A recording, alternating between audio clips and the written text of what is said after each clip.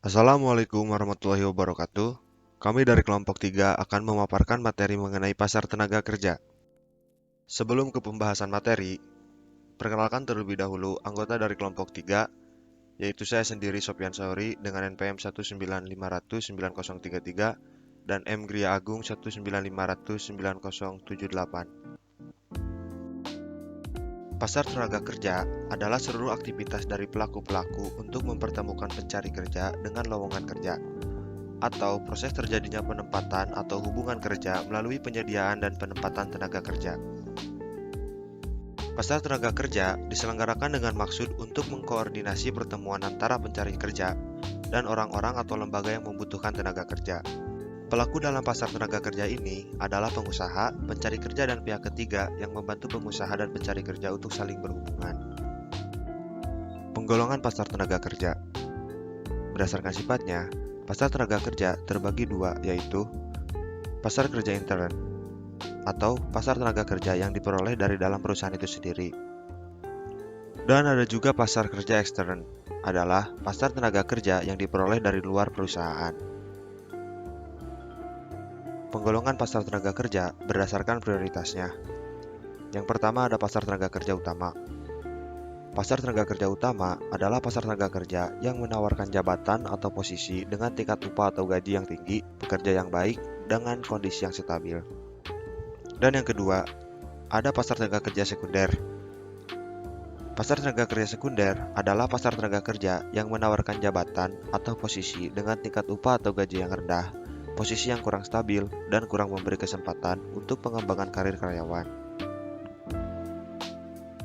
Selanjutnya penggolongan pasar tenaga kerja berdasarkan pendidikannya. Yang pertama ada pasar tenaga kerja terdidik, dan yang kedua ada pasar tenaga kerja tidak terdidik. Penyelenggaraan pasar tenaga kerja di Indonesia. Di Indonesia, penyelenggaraan bursa tenaga kerja ditangani oleh Departemen Tenaga Kerja atau Depnaker. Orang-orang atau lembaga-lembaga yang membutuhkan tenaga kerja dan melapor ke Depnaker dengan menyampaikan jumlah dan kualifikasi tenaga kerja yang dibutuhkan. Kemudian Depnaker akan mengumumkan kepada masyarakat umum tentang adanya permintaan tenaga kerja tersebut. Selain Depnaker, di Indonesia juga berkembang penyelenggara bursa tenaga kerja swasta yang bisa disebut perusahaan penyalur tenaga kerja.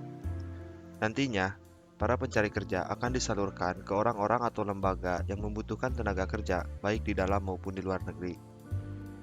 Selanjutnya, penentuan upah di berbagai bentuk pasar tenaga kerja.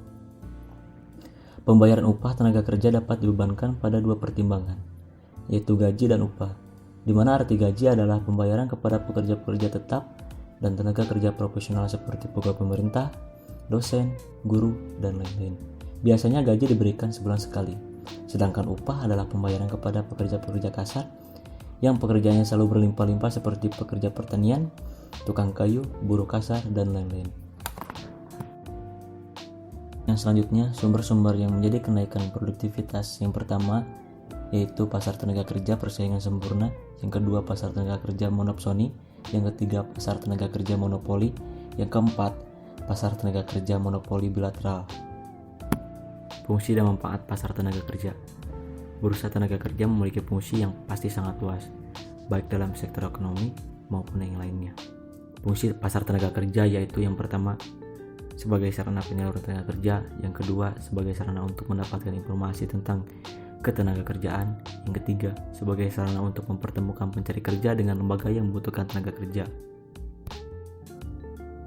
Dan manfaat adanya bursa tenaga kerja yaitu yang pertama, dapat membantu para pencari kerja dalam memperoleh pekerjaan sehingga dapat mengurangi pengangguran.